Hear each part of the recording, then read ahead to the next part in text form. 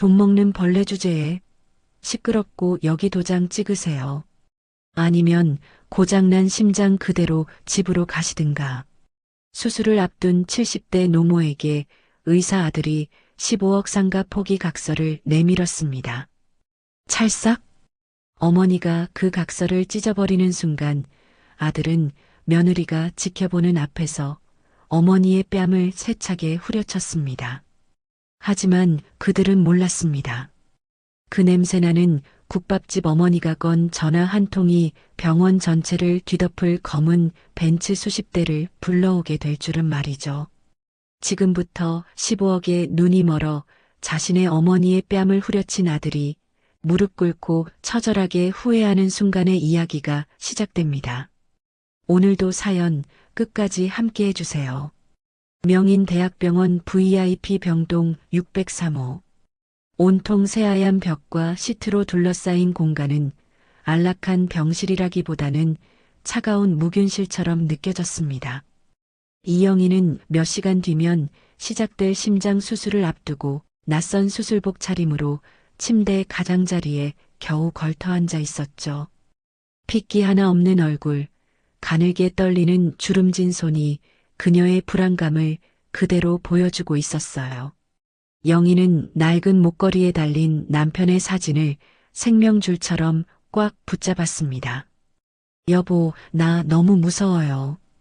오늘 이 고비를 잘 넘길 수 있겠죠? 그때 병실 문이 둔탁한 소리를 내며 열렸습니다. 이 병원의 병원장인 아들 박민석과 며느리 수진이었죠. 민석은 직함에 어울리는 정갈한 양복 차림이었고 수진은 머리부터 발끝까지 화려한 명품으로 치장한 모습이었습니다. 두 사람의 손에는 두툼한 서류 봉투 하나가 들려 있었습니다. 두 사람은 마치 미리 짝이라도 한 듯 의미심장한 눈빛을 짧게 주고받았습니다. 그들이 이 서류를 준비하며 나눈 은밀한 대화는 불과 일주일 전으로 거슬러 올라갑니다. 일주일 전 민석과 수진의 호화로운 집 거실에서 수진이 와인잔을 우아하게 돌리며 눈을 흘겼습니다. 여보, 어머님 수술 날짜 다음 주 화요일로 확정됐다면서? 응? 뭐가 그렇게 궁금해?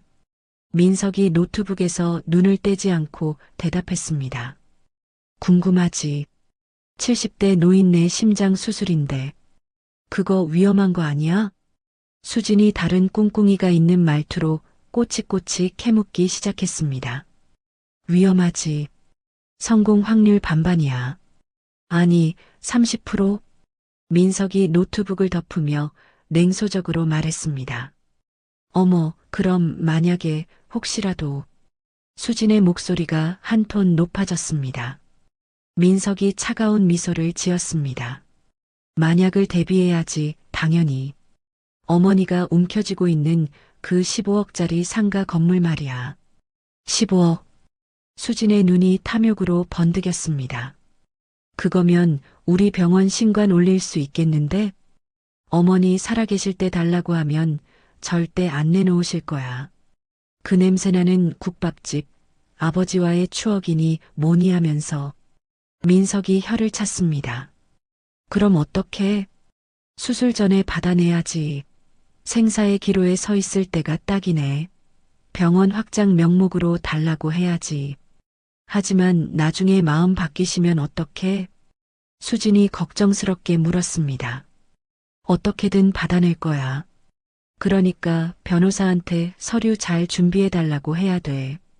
뒷말 없도록. 민석이 서류를 펼치며 설명했습니다. 그 노인네 고집이 보통이 아닌데. 수진이 걱정스러운 척 묻자 민석의 눈이 뱀처럼 가늘어졌습니다. 그럼 수술 없는 거지. 김 교수가 내 손바닥 안에 있는 거 몰라? 이 병원에서 내 말 한마디면 수술방 문고리도 못 잡아. 15억이 걸렸는데 어머니가 다 뭐야? 수진은 만족스러운 미소를 지었습니다. 좋아. 역시 내 남편 야망 있어. 일주일 전에 그 음흉한 대화가 끝내고 두 사람은 지금 어머니 영희 앞에 섰습니다. 어머니, 컨디션은 좀 어떠세요? 많이 떨리시죠? 민석이 가식적인 걱정을 늘어놓으며 의자를 끌어당겼습니다. 반면 수지는 인사도 없이 방금 새로 한 비싼 매니큐어가 망가지진 않았나 살피며 벽에 기대섰죠. 어머니, 그런데 오늘 수술이 워낙 위험한 수술이다 보니 미리 정리해야 할 게 좀 있어서요. 민석이 탁자 위에 서류 봉투를 올렸습니다. 그 서류를 본 영희의 얼굴이 굳어졌습니다. 정리라니? 이 수술 전에 꼭 해야 할 말이냐? 병원 확장 계획 말씀드렸잖아요. 어머니, 그 상가 건물, 이번 기회에 저희 병원 발전에. 그때 수진이 콧방귀를 뀌며 말을 잘랐습니다. 어머님, 그거 쥐고 계시면 세금만 나가요. 어차피 저희가 다 알아서 할 건데 뭘 그리 아까워하세요? 예, 수진아. 말이 너무 심하잖니. 그리고 민서가 엄마 지금 너무 무서운데 꼭 지금이어야겠니? 영희가 떨리는 목소리로 애원했습니다. 어머니, 수술 중에 무슨 일이 생기면 절차가 복잡해져요. 그래서 지금 받아두려는 겁니다. 민석이 서류를 쫙 펼쳐 영희의 눈앞에 밀어붙였습니다. 영희의 떨리는 눈동자가 서류를 훑었습니다. 증여라는 말은 구석에 작게 박혀 있고 모든 권한을 며느리 김수진에게 양도하며 사후 처분권을 포함한다는 끔찍한 문구만 가득했죠. 이게 다 뭐냐? 영희의 목소리가 갈라졌습니다. 수진이 팔짱을 끼며 차갑게 웃었습니다. 어머님, 아직도 파악이 안 되세요? 솔직히 말씀드릴까요? 어머님, 그 수술 성공해도 몇 년이나 더 사실 것 같으세요? 너. 영희는 충격에 말을 잇지 못했습니다. 민석이 한술 더 떴습니다.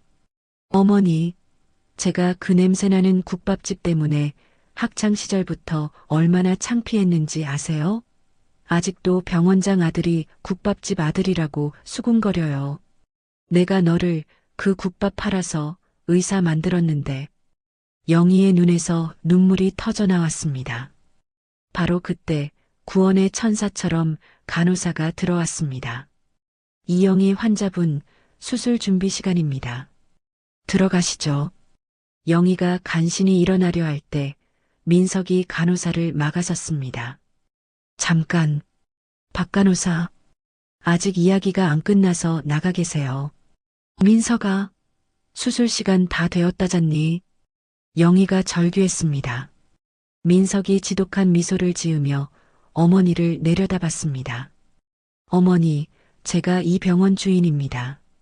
저기 수술방에서 칼 들고 기다리는 김 교수, 제 사인 없으면 손가락 하나 까딱 못해요. 아시겠어요? 도장 찍으세요. 아니면 그 고장난 심장 그대로 집으로 가시든가. 영희의 눈에서 뜨거운 눈물이 쏟아졌습니다. 생과 사의 갈림길에서 그녀는 자신이 평생을 바쳐 키운 아들의 손에 완벽히 붙잡혀 있었습니다. 아들의 끔찍한 협박에 영희의 떨리는 손이 서류를 향해 천천히 뻗어나갔습니다. 하지만 그 손은 펜을 잡지 않았죠. 분노와 절망으로 타오르는 눈. 영희는 결심한 듯 서류를 두 손으로 움켜쥐었습니다. 이런 더러운 종이 쪼가리. 쫙, 쫙. 날카로운 소리와 함께 아들의 탐욕이 담긴 서류가 하얀 종이 조각이 되어 병실 바닥으로 흩뿌려졌습니다. 어머니, 지금 뭐 하시는 거예요? 민석과 수진의 얼굴이 흉측하게 일그러졌죠. 민석이 소리치며 일어나는 순간 타이밍 좋게 다시 한번 노크 소리가 들렸습니다. 병원장님 죄송하지만 김 교수님께서 기다리시는데 이제 정말 수술 준비 시간이. 간호사가 조심스럽게 문을 열고 들어왔습니다. 하지만 며느리 수진의 반응이 더 빨랐습니다. 그녀가 잽싸게 일어나 간호사의 앞을 우아하게 그러나 단호하게 막아섰죠. 어머, 박 간호사님. 잠시만요. 수진이 정중하지만 서늘한 목소리로 말했습니다. 지금 어머님이랑 수술 전에 꼭, 아주 꼭 정리해야 할 중요한 가족 문제가 생겨서요. 1분만, 딱 1분만 밖에서 기다려 주시겠어요? 간호사는 바닥에 흩어진 종이 조각과 살벌한 분위기에 당황했습니다. 하지만 김 교수님 다음 수술 스케줄 때문에 수술 시간이 정말 1분이면 돼요. 병원장님 가족일이잖아요. 호호. 정말 급해서 그래요. 수진이 상냥하게 웃었지만 그 눈빛에는 병원장 사모에 거절할 수 없는 압력이 담겨 있었습니다. 네, 알겠습니다. 그럼 1분만. 간호사는 어쩔 수 없다는 듯 고개를 숙이고 조용히 문을 닫았습니다. 딸칵. 문이 잠기는 소리가 들리자 수진이 문 쪽을 한 번 더 확인하고는 민석에게 고개를 끄덕였습니다. 어머니, 정말 이렇게까지 하실 거예요? 민석이 분노로 붉어진 얼굴로 영희에게 성큼성큼 다가왔습니다. 정신 차리세요. 그 상가가 아들 앞길보다 중요하다는 거예요. 지금 민석의 목소리가 병실 전체를 울렸습니다. 민석아, 네가 어떻게... 영희가 말을 채 끝내기도 전 믿을 수 없는 일이 벌어졌습니다. 찰싹 공기를 찢는 파열음과 함께 민석의 두꺼운 손바닥이 영희의 뺨을 세차게 후려쳤습니다. 70세 노인의 얇은 뺨 위로 붉은 5손가락 자국이 선명하게 피어올랐습니다. 영희는 충격으로 숨이 멎는 것 같았죠. 40년간 국밥을 팔며 온갖 수모를 겪으면서도 단 한 번도 맞아본 적 없는 뺨이었습니다. 그런데 그 뺨을 제 아들놈이 때렸습니다. 이제 좀 정신이 드세요. 어머니, 민석이 씩씩거리며 소리쳤습니다. 더 기가 막힌 것은 며느리 수진의 반응이었죠. 그녀는 놀라기는커녕 핸드백에서 거울을 꺼내들며 낄낄거렸습니다. 아이고, 속이 다 시원하네. 찰싹 소리 경쾌한 것 좀 봐. 수진이 거울을 보며 립스틱을 덧바르기 시작했습니다. 여보, 진작에 그렇게 했어야지. 말로 해서 들을 분이 아니잖아. 영희는 불타는 뺨을 감싸 쥐고 아들을 바라봤습니다. 아들의 눈에는 더 이상 어머니를 향한 그 어떤 감정도 남아있지 않았어요. 오직 자신의 앞길을 막는 방해물을 치워버리려는 차가운 분노뿐이었습니다. 아, 진짜 답답해서 속 터지겠네. 민석이 바닥에 흩어진 서류 조각을 경멸스럽게 발로 찼습니다. 여보, 당장 김 변호사한테 연락해. 서류 다시 준비하라고. 알았어, 자기. 바로 할게. 수진이 휴대폰을 꺼내들며 대답했습니다. 수술 끝나고 회복실로 바로 가져오라고 해. 그때 다시 도장 찍게 할 거야. 민석이 냉정하게 다음 계획을 내뱉었습니다. 민석이 정장 매무새를 가다듬고 영희를 차갑게 내려다봤습니다. 어머니, 그럼 수술 잘 받으세요. 깨어나시면 모든 게 아주 깔끔하게 정리되어 있을 겁니다. 민석과 수진이 미련 없이 병실을 나갔습니다. 쾅! 문이 닫히고 603호 병실에는 지독한 침묵만이 남았습니다. 영희의 뺨은 여전히 불덩이처럼 화끈거렸습니다.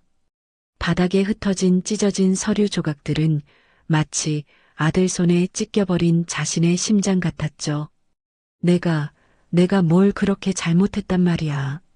주체할 수 없는 눈물이 쏟아졌습니다. 그때 영희의 머릿속에 무언가가 번개처럼 스쳤습니다.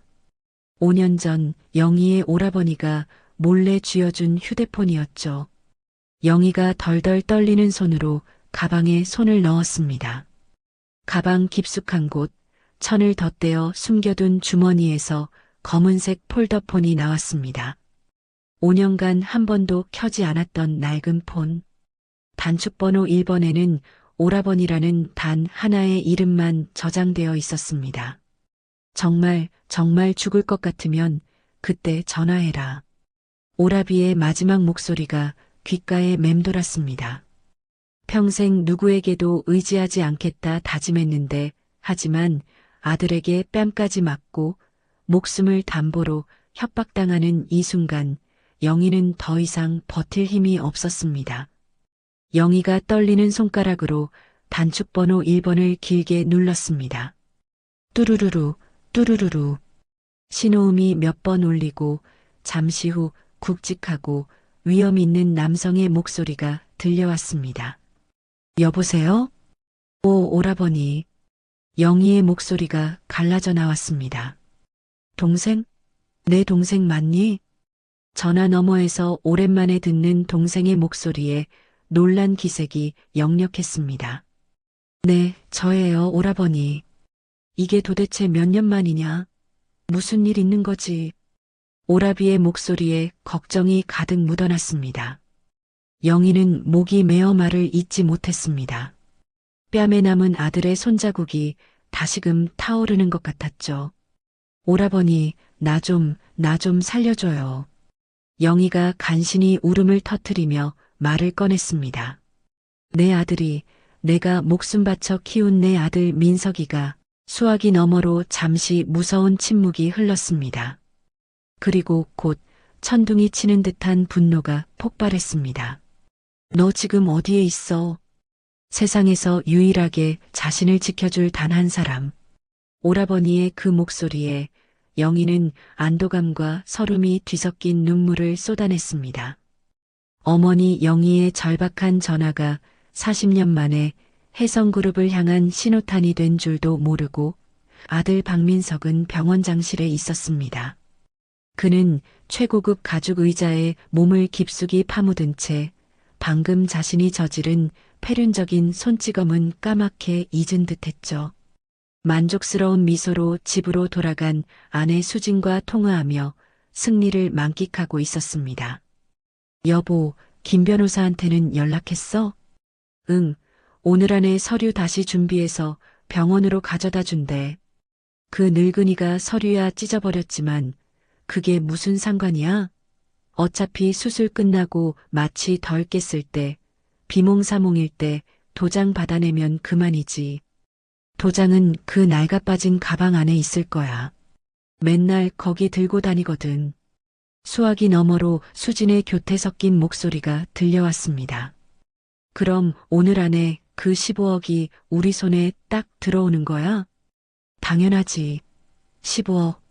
이제 이 답답한 병원 확장하고 우리도 당장 강남 한복판 펜트하우스로 이사 가자고. 민석이 의자를 빙그르르 돌리며 창밖을 바라봤습니다. 수술이야 뭐 김 교수가 알아서 잘할 테고. 나는 그냥 마지막에 도장만 받아내면 돼. 그렇게 1시간쯤 흘렀을까요? 병원 밖에서 단순한 소음이 아닌 무언가 거대한 움직임이 느껴지는 웅성거림이 들려왔습니다. 처음엔 무시하려 했지만 그 소리는 점점 더 커졌죠. 뭐야? 앰뷸런스가 단체로 시위라도 하나? 왜 저렇게 시끄러워? 민석이 인상을 찌푸리며 창가로 다가갔습니다. 그리고 창밖을 내려다본 순간 민석의 얼굴이 새하얗게 질려버렸습니다. 이게 다 뭐야?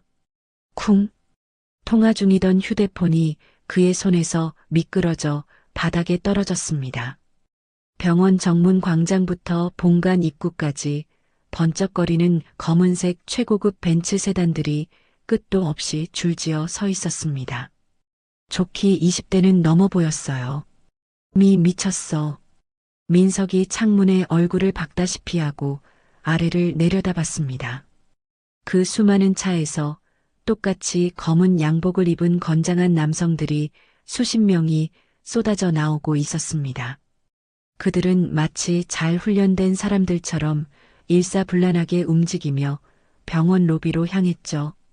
로비에 있던 환자들과 보호자들이 갑작스러운 상황에 비명을 지르며 당황했지만 검은 양복의 사내들이 나타나자 본능적으로 길을 비켜주었습니다. 죄송합니다. 잠시만 길 좀 열어주십시오. 정중하지만 위압적인 목소리에 사람들은 홍해가 갈라지듯 양쪽으로 물러섰습니다. 민석이 숨을 죽이고 지켜보는 가운데 가장 앞줄에 선 벤치에서 한 명의 노신사가 천천히 내렸습니다. 백발을 단정하게 넘긴 70대 후반의 남성. 웬만한 집 한 채 값은 되어 보이는 최고급 수제 양복을 입고 손에는 묵직한 지팡이를 들고 있었죠. 그가 차에서 내리자 주변의 모든 검은 양복들이 90도로 고개를 숙였습니다. 저 사람은 민석의 입이 떡 벌어졌습니다. 국내 재계 서열 5위 해성그룹의 총수 이태준 회장이었습니다. 경제 뉴스에서나 보던 그 얼굴이었죠. 왜 해성그룹 회장이 우리 병원에? 민석이 덜덜 떨며 중얼거리다가 문득 그의 머릿속을 스치는 끔찍한 착각이 있었습니다. 설마 우리 병원이랑 의료사업 제휴를 해성 자본이 들어온다고? 아니면 수술이라도 받으시려는 건가? 그것도 땡큐지. 마케팅에 도움이 되니까. 순식간에 공포는 탐욕으로 변했습니다. 그래, 이게 웬 떡이야.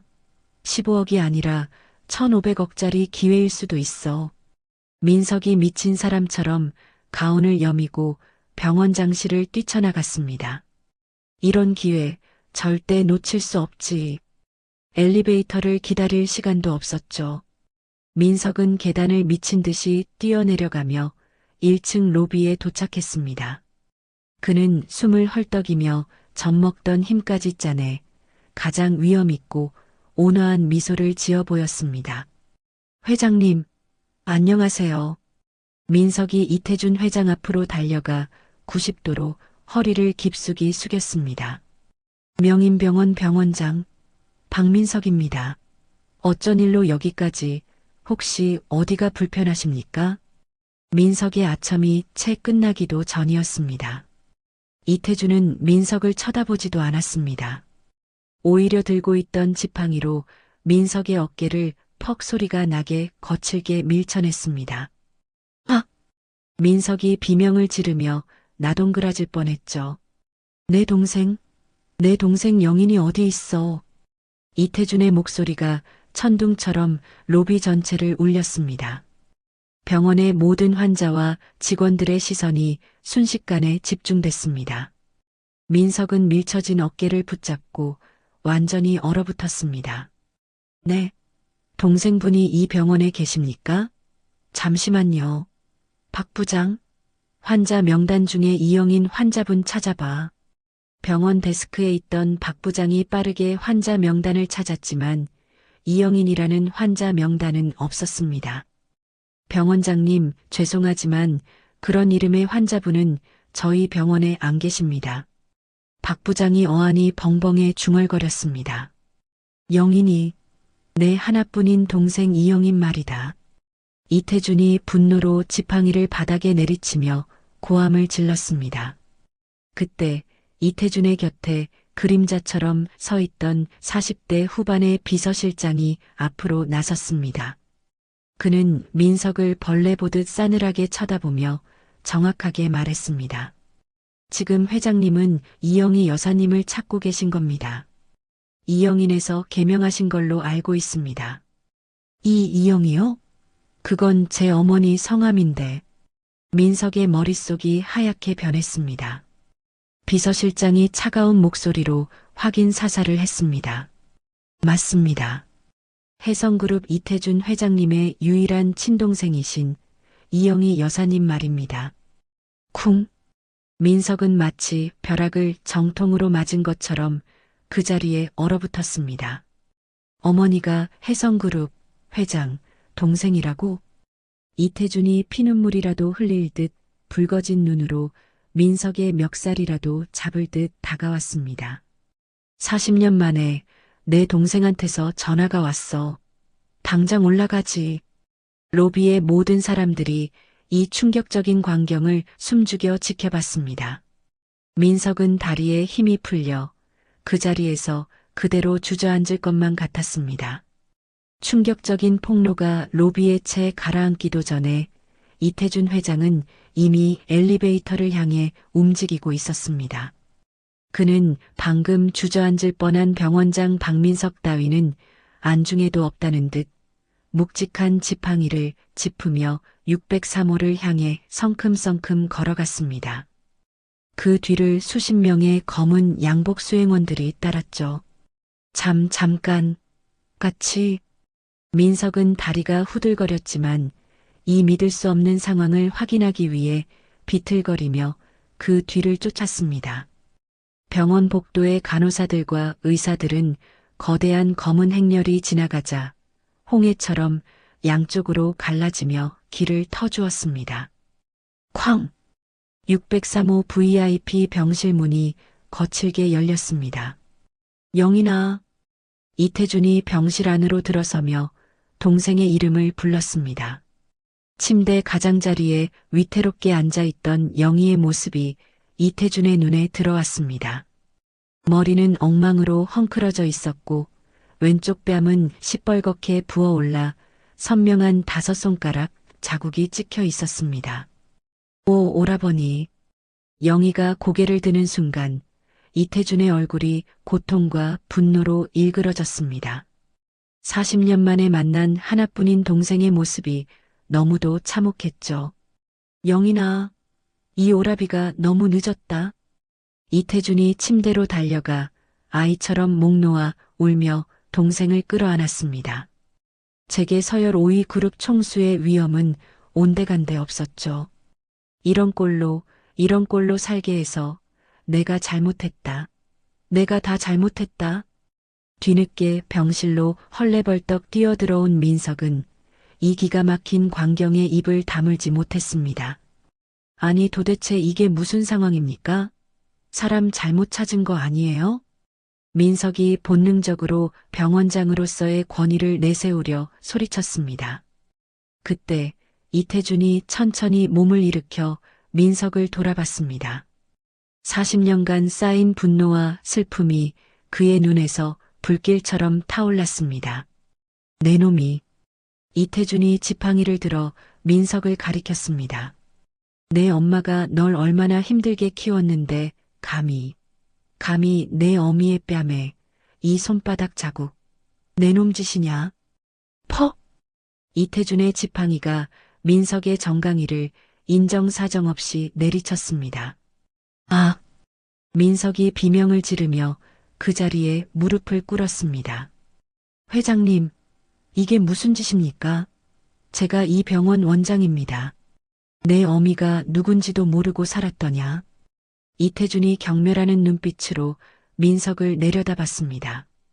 혜성그룹 이태준의 하나뿐인 핏줄. 이영인.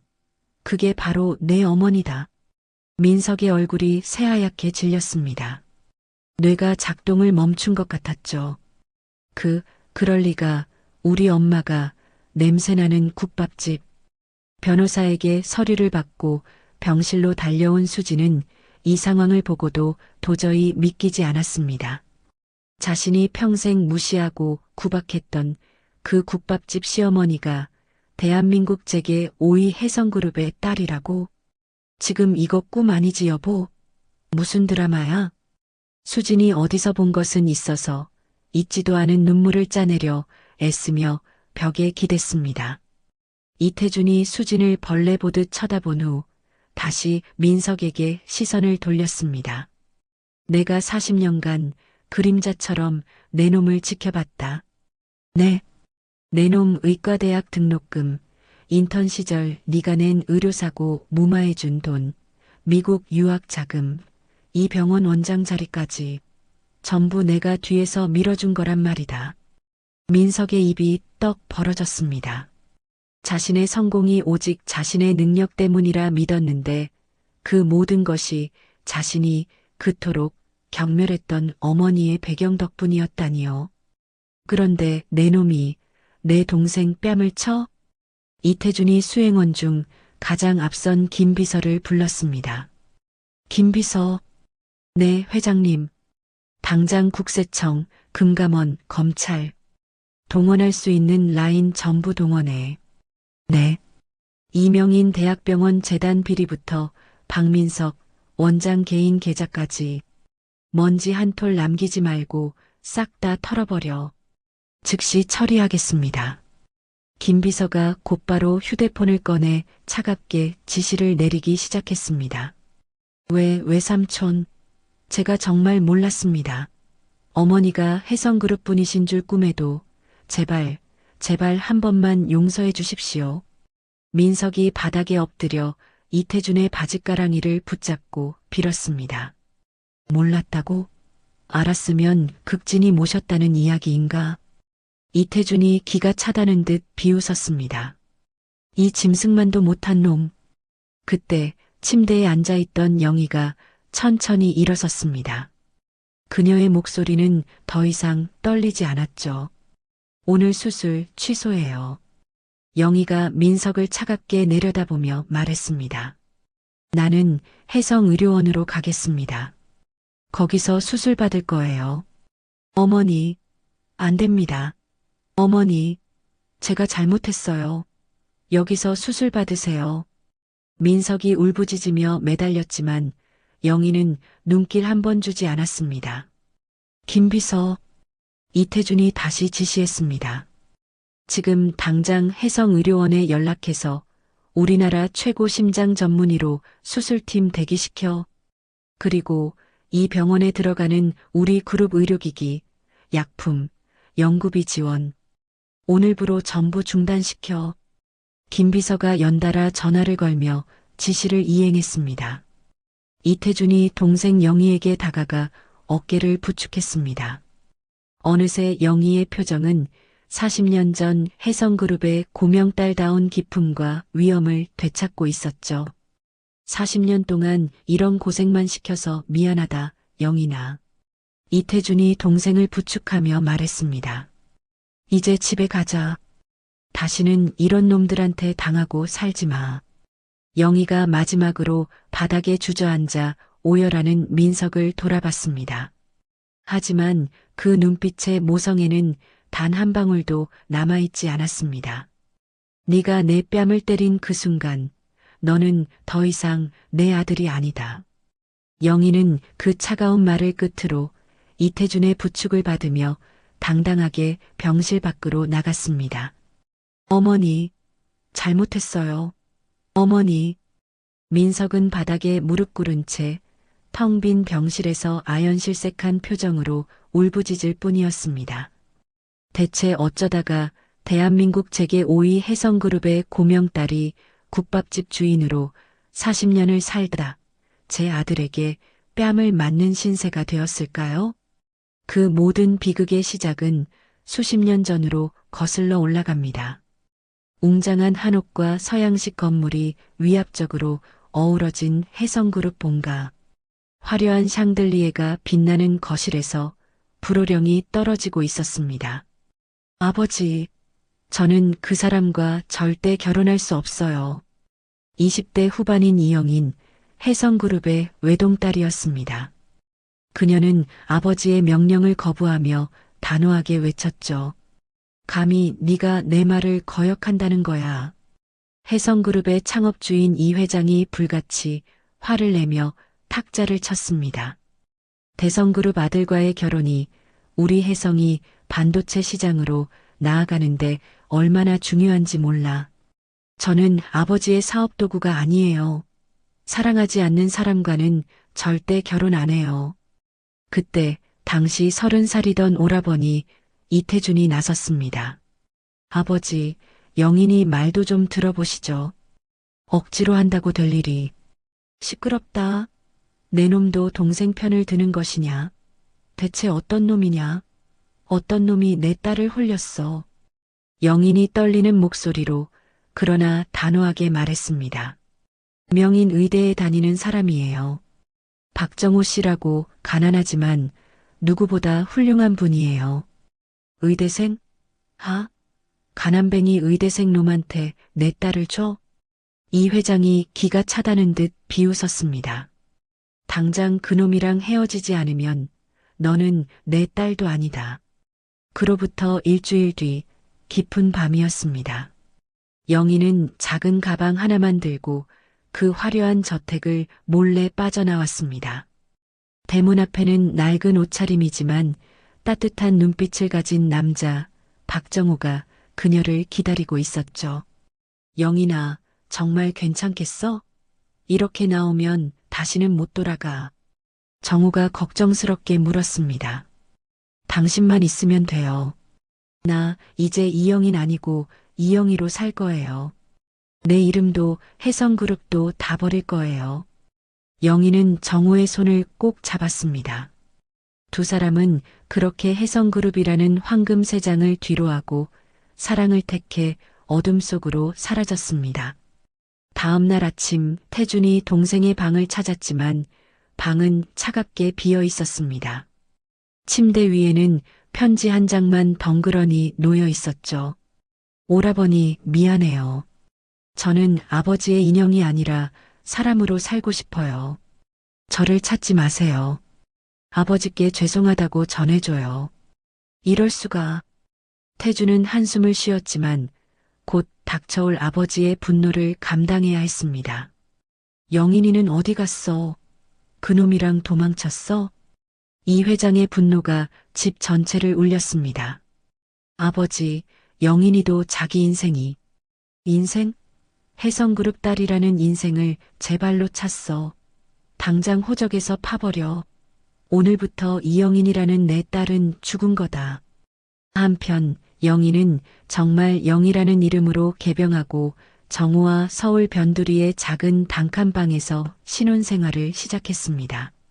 화려한 드레스 대신 앞치마를 둘렀고 다이아몬드 반지 대신 고무장갑을 꼈죠. 여보, 라면 물은 얼마나 넣어야 해요? 이거 자꾸 넘치네. 영희가 얼굴에 밀가루를 묻히고 웃었습니다. 아이고, 우리 공주님. 이런 것도 할 줄 알아야지.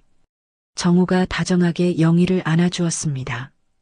돈은 없었지만 두 사람은 세상에서 가장 행복했습니다. 하지만 그 행복은 너무나 짧았습니다. 정우가 의대를 졸업하고 인턴을 마친 직후 갓 태어난 아들 민석을 두고 의료 봉사를 떠나게 된 겁니다. 영희야, 1년만 다녀올게. 우리 민석이 아빠 훌륭한 의사가 돼서 돌아올게. 정우가 아프리카로 떠나기 전 갓난아기인 민석을 안고 있는 영희에게 말했습니다. 꼭 조심해서 다녀와야 해요. 민석이랑 나 여기서 꼼짝 않고 기다릴게요. 그러나 정우는 약속을 지키지 못했습니다. 아프리카에서 현지 전염병에 걸려 6개월 만에 차가운 부고장으로 돌아오고 말았죠. 여보, 안 돼, 여보. 어린 민석을 끌어안고 영희는 목 놓아 울었습니다. 절망의 나라까지 떨어졌지만 그녀는 친정으로 돌아갈 수 없었습니다. 민석아, 엄마가 너를 꼭 아빠처럼 훌륭한 의사로 키울게. 아빠가 못다 이룬 꿈, 네가 이뤄야 해. 아빠가 다니던 금영인 의대에 엄마가 꼭 보내줄게. 그날부터 영희는 혜성그룹의 딸이 아닌 독한 엄마 이영희로 다시 태어났습니다. 아침에는 시장에서 채소를 팔고 밤에는 식당에서 설거지를 했죠. 몇 년 뒤 그토록 아꼈던 동생을 잊지 못한 태준이 수소문 끝에 영희를 찾아냈습니다. 영희나, 이게 무슨 꼴이야? 태준이 허름한 국밥집에서 땀을 뻘뻘 흘리며 일하는 영희를 발견하고 소리쳤습니다. 오, 오라버니? 아버지 돌아가셨다. 이제 너 막을 사람 없어. 당장 집으로 돌아와. 네가 왜 이런 곳에서? 오라버니, 나는 이제 이영희예요. 영희가 땀을 닦으며 단호하게 말했습니다. 내 힘으로 민석이 키울 거예요. 의사 만들 거예요. 그러니 제발 그냥 모른 척 해줘요. 이건 내가 선택한 삶이니까 내가 책임질게요. 영희가 눈물을 참으며 부탁했습니다. 태주는 동생의 그 독한 결심에 결국 발길을 돌릴 수밖에 없었습니다. 그날 밤 뼈국물 냄새가 잔뜩 뺀 몸으로 집에 돌아온 영희를 보며 어린 민석이 코를 막았습니다. 엄마, 또 그 냄새나. 친구들이 나보고 국밥집 아들이라고 놀린단 말이야. 영희의 가슴이 철렁 내려앉았습니다. 다른 엄마들은 다 예쁜 옷 입고 차도 타고 오는데 왜 엄마만 맨날 이상한 냄새 나고 옷도 지저분해? 나 엄마 창피해. 영희는 가슴이 찢어지는 것 같았습니다. 아들을 위해 모든 것을 버렸는데 그 아들이 자신을 부끄러워하기 시작한 겁니다. 민석아, 조금만 참아. 엄마가 돈 많이 벌어서 우리 민석이 꼭 명인 의대 보내줄게. 그때까지만 조금만 참아. 영희는 아들의 그릇된 원망을 꾸짖는 대신 눈물을 삼키며 아들을 끌어안았습니다. 비극은 바로 그 순간 이미 시작되고 있었죠. 영희가 선택한 그 끔찍한 희생의 삶은 아들 민석이 자라면서 더욱 깊은 수렁으로 빠져들었습니다. 시간은 흘러 18년 후 2003년. 영희는 여전히 시장 한 구석, 눅눅하고 퀴퀴한 냄새가 가득한 국밥집 주방을 벗어나지 못했습니다.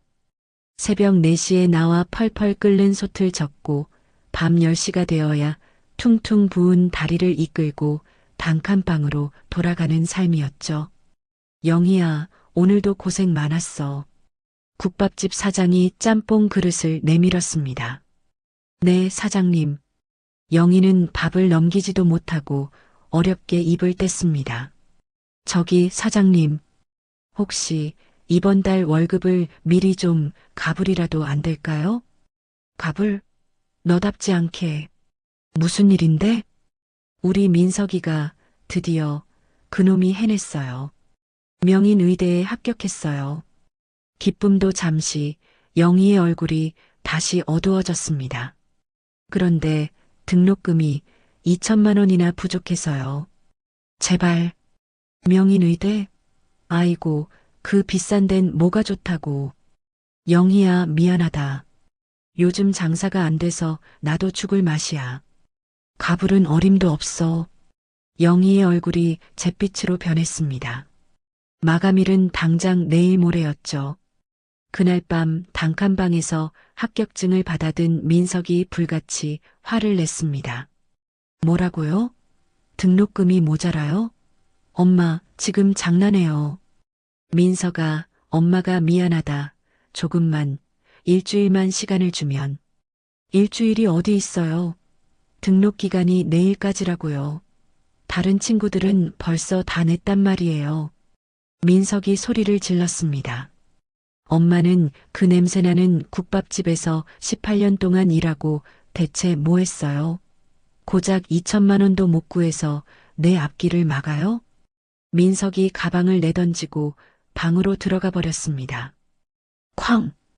영희는 그 자리에 주저앉아 눈물만 흘렸습니다. 내 신장이라도 팔아야 하나.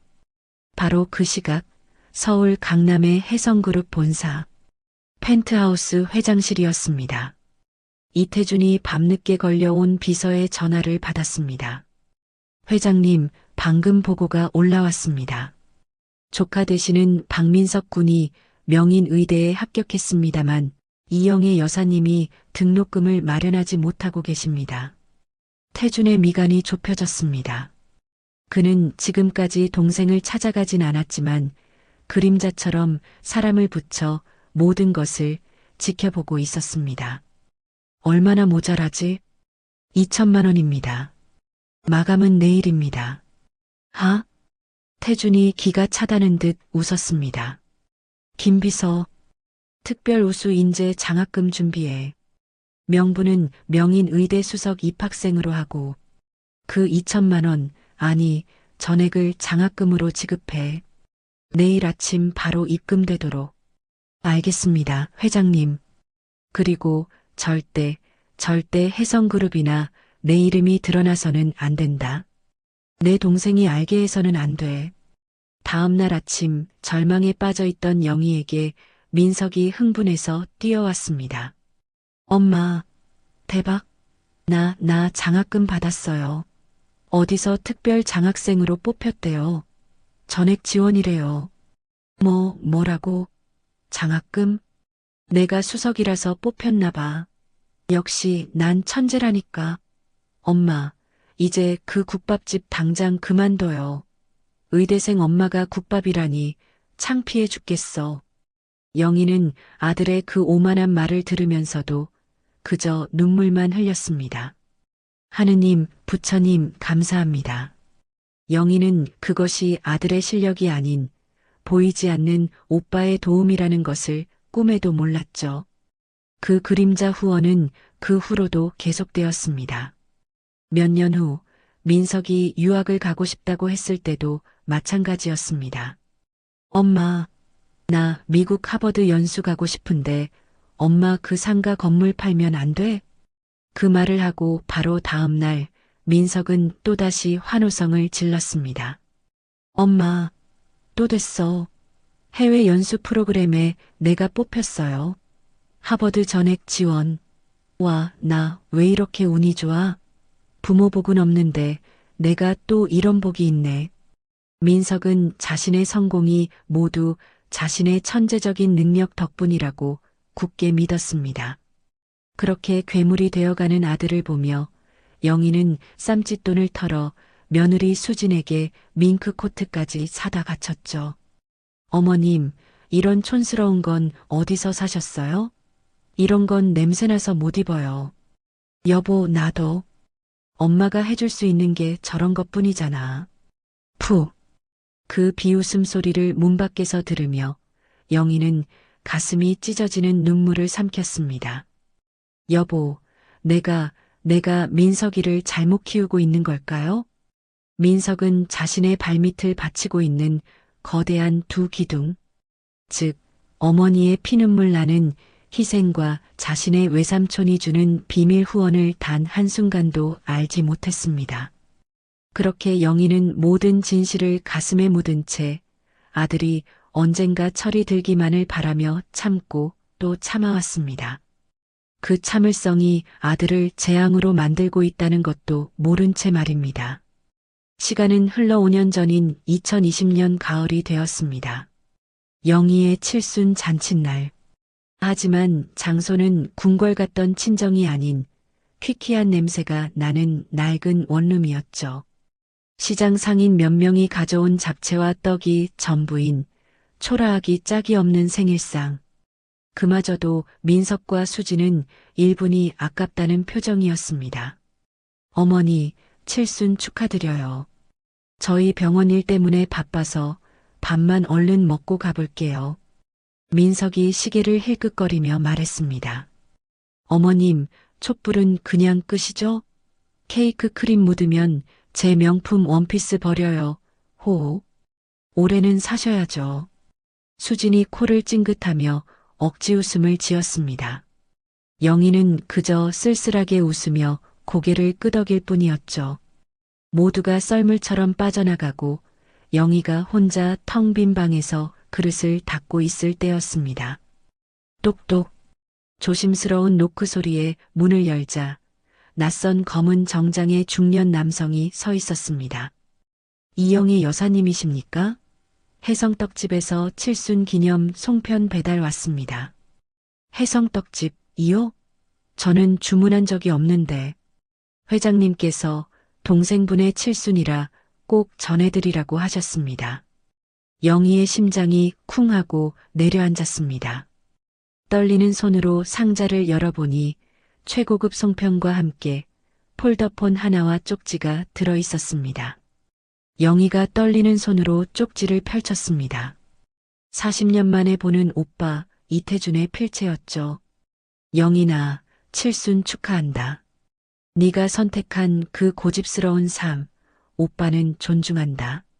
하지만 정말 견딜 수 없을 때, 특히 네가 목숨 바쳐 키운 자식이 너를 잡아먹으려 들면 그때는 이 오라비를 찾아라. 태준, 오라버니. 영희의 눈에서 뜨거운 눈물이 쏟아졌습니다. 40년간 자신을 잊은 줄 알았던 오빠가 자신을 지켜보고 있었던 겁니다. 폰을 켜보니 단축번호 1번의 오라버니 단 하나의 번호만 저장되어 있었습니다. 아니야, 그래도 이걸 쓸 일은 절대 없을 거야. 영희가 눈물을 닦으며 중얼거렸습니다. 우리 민석이는 착한 아이야. 지금은 성공에 취해 잠시 저럴 뿐이지. 내 아들은 효자니까. 영희는 그 폰을 마치 열어서는 안 될 비밀처럼 장롱 가장 깊숙한 곳 낡은 이불 밑에 감춰두었습니다. 하지만 그로부터 3년 후 민석이 명인병원 부원장으로 승진하자마자 괴물의 본색이 드러나기 시작했습니다. 어머니, 병원 증축해야 하는데 은행 대출 담보가 필요해요. 어머니가 갖고 계신 그 15억짜리 상가 건물 공동 담보로 좀 넣어야겠습니다. 달라는 건 아니고요. 네, 내 건물을 담보로. 영희의 가슴이 철렁 내려앉았습니다. 걱정 마세요. 그냥 서류상으로 이름만 올리는 거예요. 병원장 아들이 설마 어머니 재산 떼먹겠어요? 민석은 그렇게 말하고 돌아갔지만 영희는 난생 처음 아들에게서 위기감을 느꼈습니다. 그날 밤 영희는 처음으로 장롱을 열고 그 낡은 폰을 꺼내 들었습니다. 자식이 너를 잡아먹으려 들면. 오빠의 목소리가 귓가에 맴돌았죠. 정말 전화를 해야 할까? 영희의 손가락이 1번 버튼 위에서 망설였습니다. 바로 그 시각 민석과 수진의 호화로운 거실. 젠장, 어머니가 망설이시는 것 같아. 당장 도장 찍어주실 줄 알았는데. 민석이 와인잔을 신경질적으로 내려놓으며 말했습니다. 뭐라고? 그냥 담보 서주는 것도 망설여. 그 낡아빠진 건물이 아들 성공보다 중요하다는 거야. 지금 수진이 어이없다는 듯이 말했습니다. 이대로는 안 되겠어. 뭔가 어머니가 절대 거절 못할 아주 강력한 한방이 필요해. 강력한 한방? 그게 뭔데? 민석이 멈춰서서 수진을 바라봤습니다. 그의 눈에 탐욕스러운 빛이 번뜩였죠. 노인네들이 평생 아들 하나만 보고 산 노인네들이 아들 성공 말고 또 뭐에 환장하지?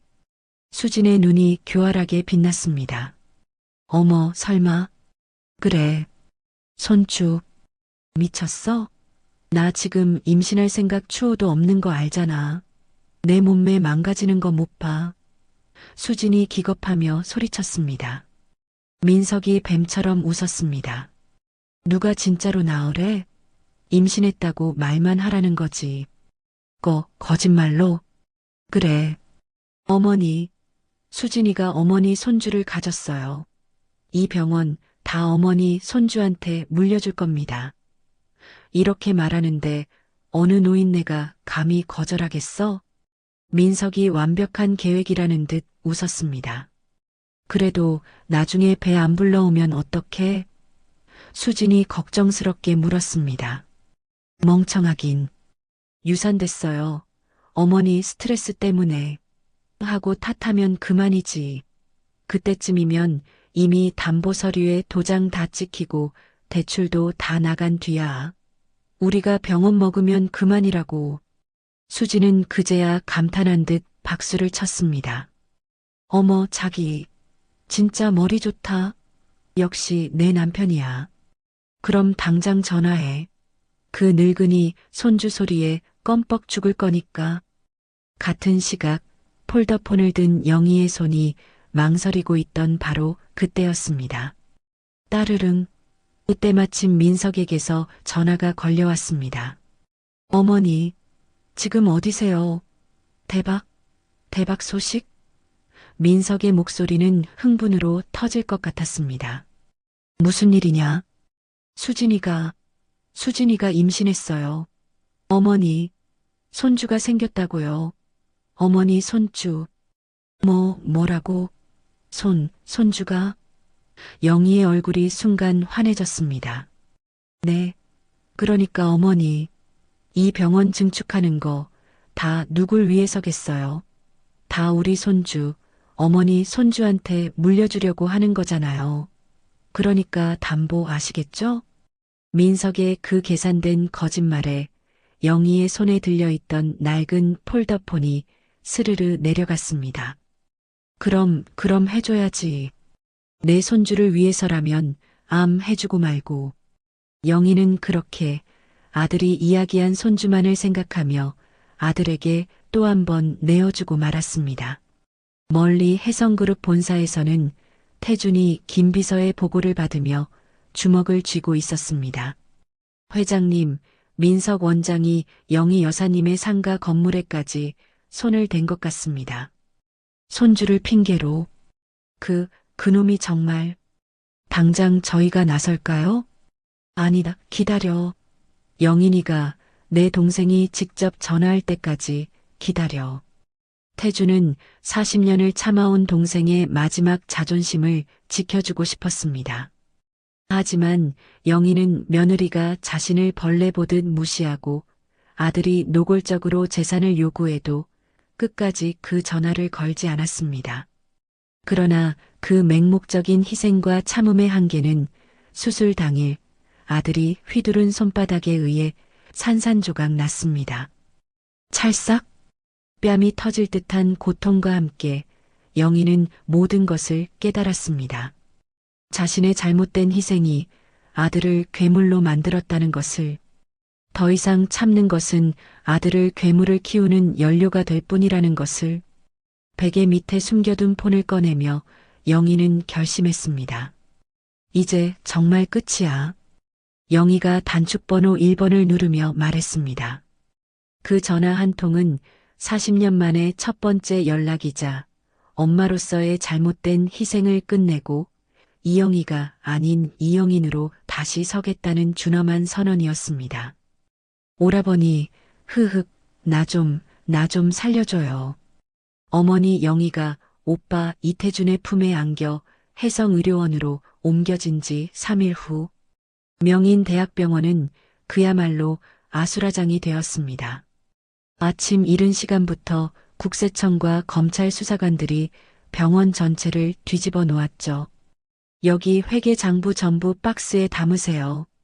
병원장실 금고 당장 엽니다. 서버실 컴퓨터 하드 전부 압수합니다. 수사관들의 날카로운 목소리와 서류 상자가 부딪히는 소리가 복도를 가득 메웠습니다. 민석은 병원장실 한 구석, 소파에 웅크린 채 이 모든 광경을 넋나간 사람처럼 지켜보고 있었습니다. 사흘 밤낮 잠 한숨 못 잔 얼굴은 초췌하기 그지없었죠. 박민석 원장, 국세청 조사관이 장부 하나를 민석의 얼굴 앞에 집어 던지듯 내밀었습니다. 이게 뭡니까? 이 리베이트 수수 내역. 그건 제가 직접 받은 것이 아니라 제약회사 2억, 의료기기 5억. 이 돈들이 왜 전부 원장님 개인 계좌로 들어왔습니까? 조사관의 날카로운 질문에 민석은 입술만 달싹거렸습니다. 병원 운영을 위한 병원 운영 자금 계좌가 버젓이 있는데 왜 개인 계좌로 꿀꺽하셨냐고요. 바로 그때 컴퓨터를 뒤지던 다른 수사관이 소리쳤습니다. 찾았습니다. FDA 승인도 안 난 불법 실험용 약물, 환자들한테 마구잡이로 사용한 기록. 여기 교수 채용 비리, 돈 받고 문제낸 정황도 있습니다. 세상에 대리수술 의혹도 한두 건이 아니네요. 민석의 얼굴이 새하얗게 질려갈 때쯤 가장 치명적인 증거가 터져나왔습니다. 원장님, 병원 증축 자금 30억 원이 전혀 엉뚱한 곳으로 빠져나갔는데요. 민석이 식은땀을 비오듯 흘렸습니다.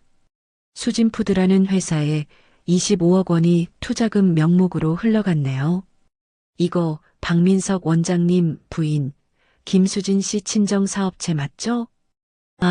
그건 병원 돈을 빼돌려서 망해가는 처갓집 빚 갚는 데 쓴 겁니까? 드디어 민석이 그토록 어머니의 15억 상가 건물에 집착했던 이유가 드러나는 순간이었습니다. 병원 확장은 핑계였고 사실은 아내 수진의 친정 사업 실패로 생긴 막대한 빚을 메우기 위함이었던 거죠. 같은 시각 민석은 손이 발이 되도록 빌기 위해 휴대폰을 붙잡고 있었습니다. 왜 삼촌? 회장님, 제가 정말 죽을 죄를 졌습니다. 민석은 이태준에게 전화를 걸어 오열하고 있었습니다. 어머니께서 오해하신 겁니다. 홧김에 제가 잠시 미쳤었나 봅니다. 정말 어머니를 해치려던 건 아니었어요. 수화기 너머로 얼음장보다 차가운 태준의 목소리가 들려왔습니다. 홧김에 부모 뺨을 쳐? 홧김에 목숨 담보로 재산을 빼앗으려 들어? 외삼촌, 제발 한 번만 혜성그룹의 조카 아닙니까? 한 번만 용서해 주십시오. 박민석 씨, 태준의 호칭이 조카에서 박민석 씨로 바뀌었습니다. 내 동생 영인이는 이미 당신을 아들로 버렸소. 나 역시 당신 같은 조카 둔 적 없소. 외삼촌, 제발 다시는 이 번호로 전화하지 마시오. 딸칵 전화가 끊어졌습니다. 그 시각 수진의 친정 수진푸드 역시 쑥대밭이 되었습니다. 대표님, 큰일 났습니다. 혜성그룹에서 모든 거래를 중단한다고. 뭐라고? 그리고 국세청에서 특별 세무조사 나온답니다. 아이고, 이게 다 그 박서방 놈 때문이야. 수지는 이 소식을 듣자마자 히스테리를 부리며 민석에게 전화를 걸었습니다. 여보, 우리 집 망했어. 우리 아빠 회사 망했다고. 수진아, 진정하고. 진정하게 생겼어? 혜성그룹이 거래 끊고 세무조사까지 들어온다고. 이게 다 당신이 그 늙은이 뺨 한 대 잘못 때려서 그런 거 아냐? 수진이 악을 썼습니다. 나도 지금 미쳐버리겠다고. 내가 어떻게든 해볼 테니까 좀 조용히 좀 하고 있어. 어떻게 하긴 뭘 어떻게 해. 당신 지금 자기 코가 석자면서 나 이혼할 거야. 당신 같은 폐류나 빚쟁이랑은 단 하루도 못 살아. 야, 니네 집 빚 갚으려고 그런 거잖아. 이혼 서류 준비해놔. 난 내 살 길 찾아갈 거니까. 수진이 전화를 끊어버렸습니다. 다음 날 명인병원 긴급 이사회가 소집되었습니다. 박민석 원장 해임안을 상정합니다. 모든 이사들이 손을 들었습니다. 만장일치였죠. 박민석 원장은 오늘부로 해임입니다. 동시에 의료진윤리위원회에 의사면허 정지를 신청합니다. 모든 것을 잃은 민석이 잿더미가 된 병원장실에서 쫓겨나듯 걸어 나왔습니다. 그를 보며 직원들이 노골적으로 수군거렸습니다. 꼴 좀 봐라. 꼴 좋아. 그동안 우리한테 갑질이란 갑질은 다 하더니 천벌 받은 거지. 아무리 그래도 어떻게 자기 어머니 뺨을 쳐? 그러니까 저렇게 망하지. 인과응보가 있긴 있나 봐요. 민석은 그들의 시선을 피해 도망치듯 병원을 빠져나왔습니다. 갈 곳이 없어진 민석이 마지막 지푸라기라도 잡는 심정으로 향한 곳은 어머니가 입원한 혜성의료원이었습니다. 최고급 호텔처럼 화려한 로비에 들어서자 며칠 밤샌 자신의 초라한 모습이 더욱 비참하게 느껴졌죠. 저 이영애 환자 면회하러 왔습니다. 성함이 어떻게 되십니까? 박민석입니다. 아들입니다. 간호사가 컴퓨터를 확인하더니 경멸하는 듯한 표정으로 민석을 올려다봤습니다. 죄송하지만 박민석님은 면회 금지 명단에 올라와 계시네요. 네. 뭐라고요?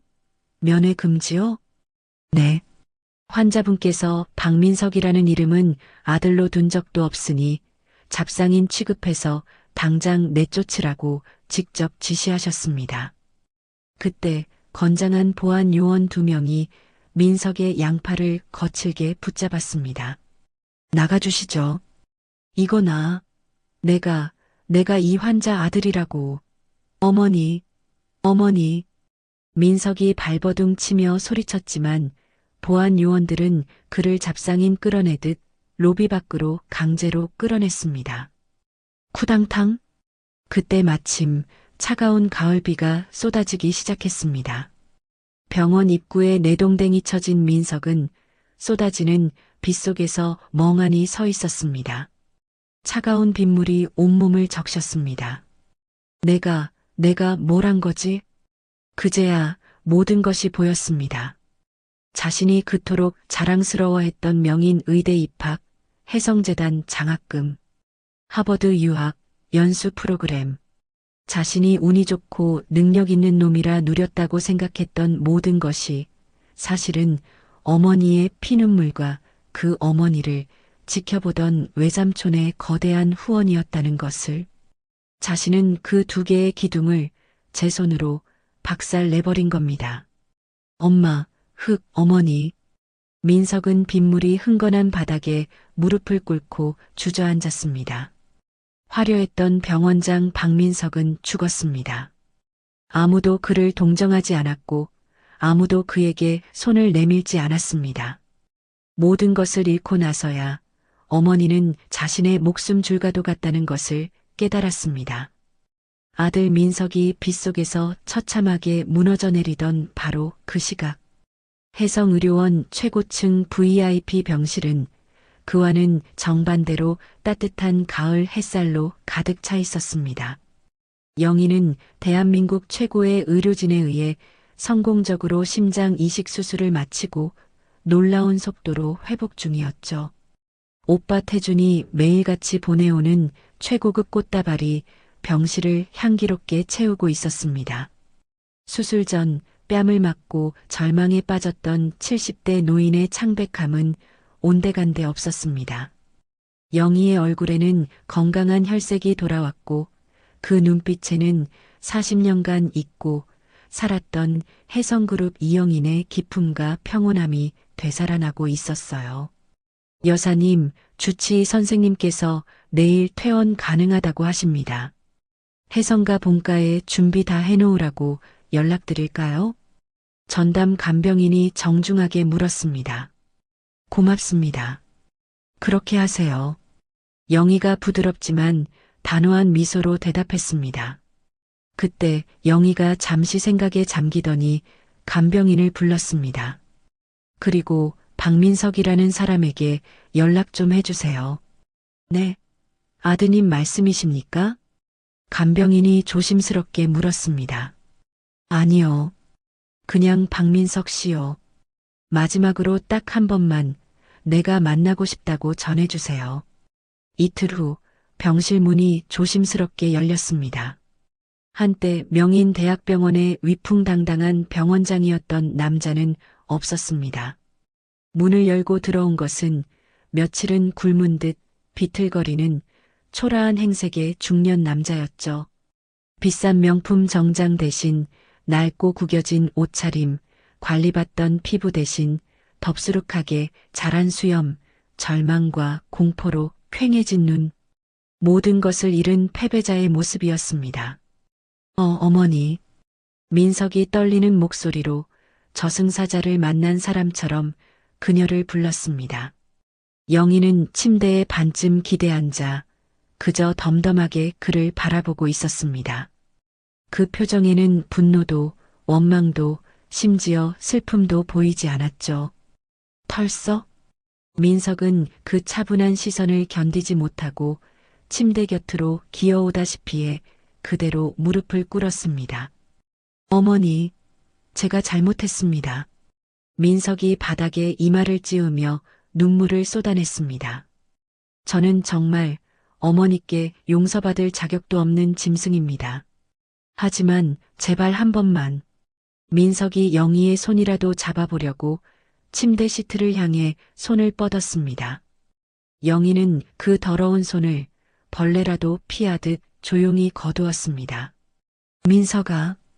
영희가 40년 만에 처음으로 낯선 사람을 부르듯 아들의 이름을 불렀습니다. 나는 너를 의사로 만들려고 내 인생 전부를 바쳤다. 그 목소리에는 어떠한 감정의 동요도 없었습니다. 40년 동안 새벽 4시에 일어나서 밤 10시까지 뜨거운 뼈국물 앞에서 내 청춘을 다 태웠어. 손이 부르트고 허리가 끊어져도 내 아버지만큼 훌륭한 의사 하나 만들겠다는 그 생각 하나로 버텼다.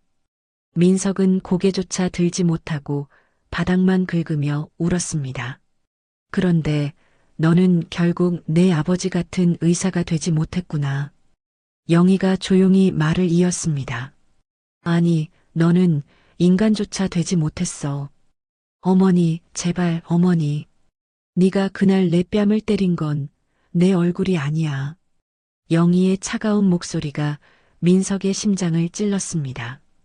네가 정말로 죽인 건 내 아들이라 믿었던 박민석이라는 놈의 마지막 양심이다. 영희가 침대 옆 서랍을 열어 작은 비닐 봉투 하나를 꺼내 민석의 앞에 던졌습니다. 이거 도로 가져가라. 민석이 떨리는 손으로 봉투를 열었습니다. 그 안에는 색이 바래고 귀퉁이가 다 달아빠진 작은 카드 한 장이 들어 있었습니다. 삐뚤빼뚤한 크레파스 글씨. 엄마 사랑해요. 세상에서 제일 예쁜 우리 엄마.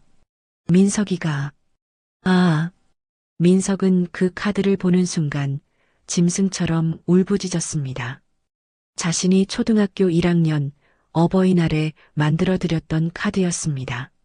내가 40년간 사랑하고 내 목숨을 바쳤던 아들은 바로 이 카드를 쓴 아이였다. 영희가 싸늘하게 카드를 가리켰습니다. 그런데 지금 내 앞에 무릎 꿇고 있는 너는 대체 누구냐? 나는 너 같은 놈 모른다. 어머니, 아니에요. 제가 그 민석이에요. 어머니, 저는 여전히 어머니를 사랑해요. 제가 잠시 미쳤었어요. 제발. 민석이 절규하며 매달렸습니다. 아니, 영희가 단호하게 고개를 저었습니다. 그 아이는 이미 죽었어. 네가 내 어미뺨에 손을 대던 그 순간 내 손으로 직접 죽인 거야. 영희가 침대 옆에 휠체어로 몸을 옮겨 앉았습니다. 민석아, 이제 다시는 나를 찾아오지 마라. 어머니, 안 돼요. 어머니, 네가 탐내던 그 15억 상가 건물 이미 사회에 환원했다. 너에게 줄 재산 따위 단 10원도 없어. 지원도 없을 거다. 영희가 차갑게 선언했습니다. 내 힘으로 밥벌이에서 살아가. 어머니, 그러지 마세요. 저는 어머니 없이는 못 살아요. 외삼촌도 다 저를 버렸단 말이에요. 민석이 휠체어 바퀴를 붙잡고 울부짖었습니다. 나는 영희가 자신을 붙잡은 민석의 손을 거칠게 떼어냈습니다. 나는 네가 없어도 아주 잘 살 거다. 40년 만에 아주 편하게. 영희가 마지막 말을 내뱉었습니다. 쾅! 병실 문이 닫혔습니다. 문 너머로 민석의 처절한 울부짖음이 복도까지 새어나왔습니다. 어머니, 잘못했어요. 어머니. 하지만 영희의 표정은 이상할 정도로 평온했습니다.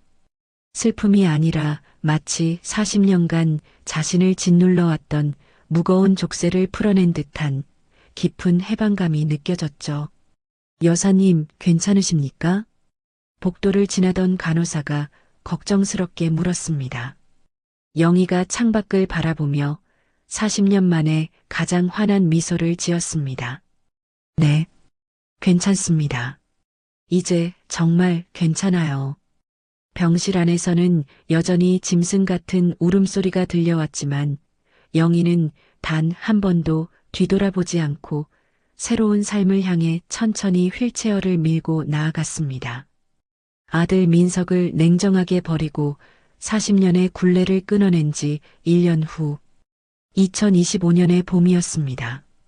해성의료재단 이사장실은 그 어느 때보다 활기찬 기운으로 가득 차 있었죠. 이영이라는 40년 묵은 이름을 버리고 본명 이영인을 되찾은 그녀는 완전히 다른 사람이 되어 있었습니다. 과거 40년간 그녀를 짓눌렀던 뼈국물 냄새와 고생의 흔적은 온데간데 없었습니다.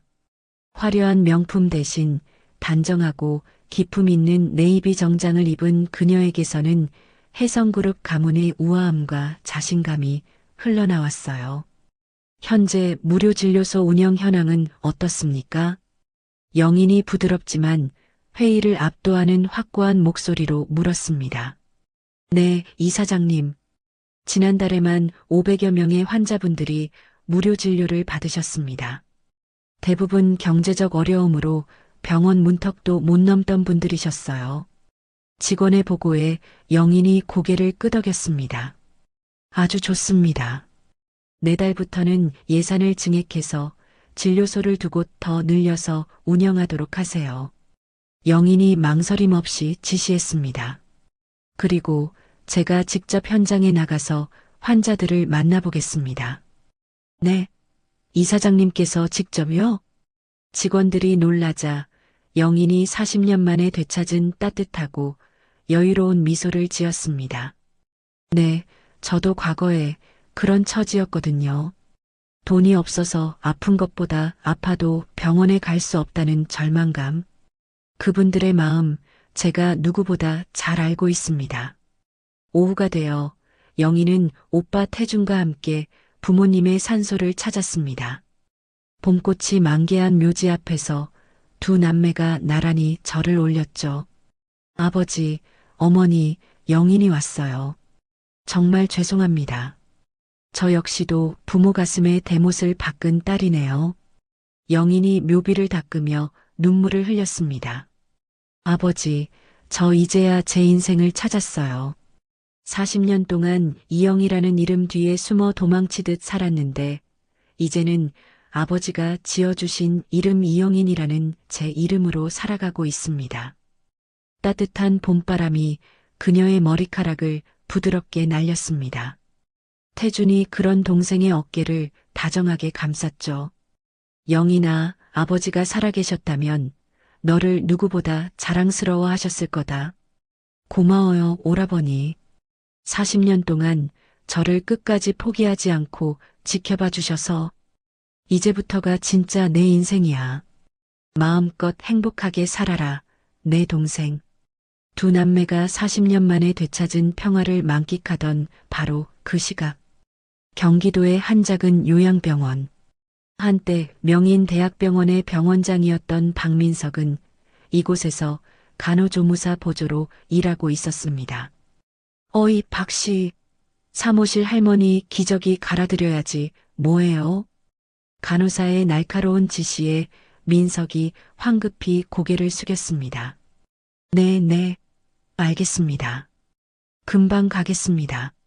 그의 목소리에는 과거의 오만함 대신 굴종적인 비굴함만 남아 있었습니다. 점심시간. 좁아터진 휴게실 구석에서 혼자 컵라면을 불고 있던 민석의 눈에 낡은 TV 화면이 들어왔습니다.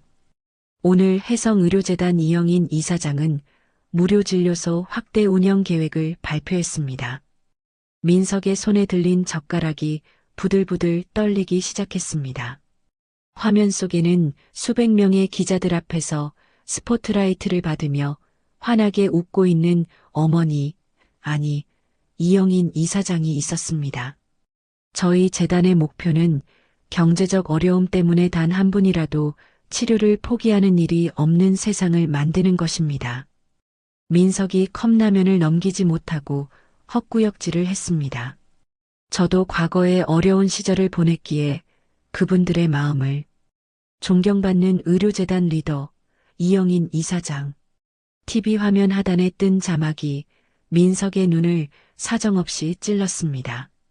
자신이 그토록 원했던 존경받는 의료인의 모습으로 자신이 버린 어머니가 서 있었습니다. 박씨, 휴식 시간 끝났어요. 빨리 안 나와요? 치료실 할아버지 식사 도와드려야지. 네. 민석은 씁쓸한 컵라면 국물을 강제로 삼키며 급히 TV를 껐습니다. 그날 밤 민석은 곰팡내가 진동하는 좁은 고시원 방으로 돌아왔습니다. 휴대폰으로 인터넷 기사를 보던 그의 눈에 익숙한 이름이 보였죠. 재혼 사기 피해자 김수진 씨, 강남 펜트하우스 미끼로 2억 원 사기당해. 민석의 전처 수진이었습니다. 다른 부자 남자와 재혼하려다 되려 사기를 당했다는 내용이었습니다. 인과응보. 민석이 쓴웃음을 지었지만 그 웃음은 곧 잦아들었습니다. 모든 것을 잃고 이 곰팡내 나는 방에 혼자 남겨진 것은 자신도 마찬가지였으니까요. 같은 시각 영희는 운전기사가 모는 벤츠 뒷좌석에서 하루의 피로를 풀고 있었습니다. 이사장님, 내일 일정 확인해 드릴까요? 비서의 물음에 영인이 창밖을 바라봤습니다. 내일이 무료진료소 현장 방문이죠? 네, 맞습니다. 10시입니다. 환자분들 한 분 한 분 정성껏 돌봐드리도록 하세요. 그분들이 바로 과거의 저니까요. 영인이 따뜻하게 말했습니다. 차창 밖으로는 벚꽃이 눈송이처럼 흐드러지게 피어 있었습니다. 바람에 날린 꽃잎들이 차창을 스쳐 지나갔죠. 참 아름답네요. 영인이 벚꽃을 보며 혼잣말을 했습니다. 내 인생의 봄날은 칠순이 넘어서야 겨우 찾아왔구나. 그녀의 마음에는 더 이상 자신을 배신한 아들의 소식을 궁금해하는 미련 따위는 단 한 조각도 남아있지 않았습니다. 대신 그녀의 곁에는 그녀를 진심으로 존경하고 따르는 수많은 환자들과 직원들이 가득했습니다. 71세에 시작된 이영인의 진짜 인생은 이제 막 찬란하게 꽃피우기 시작했습니다. 오늘 이야기 어떠셨나요? 혹시 끝까지 함께 해주신 분이 계시다면 잘 들었다고 댓글 하나만 남겨주세요. 여러분에게도 따뜻하고 빛나는 날들이 찾아올 거예요. 구독과 좋아요는 다음 이야기를 이어가는 큰 힘이 됩니다. 지금까지 오늘도 사연이었습니다. 더 깊고 따뜻한 이야기로 다시 찾아뵐게요. 편안한 하루 보내세요. 감사합니다.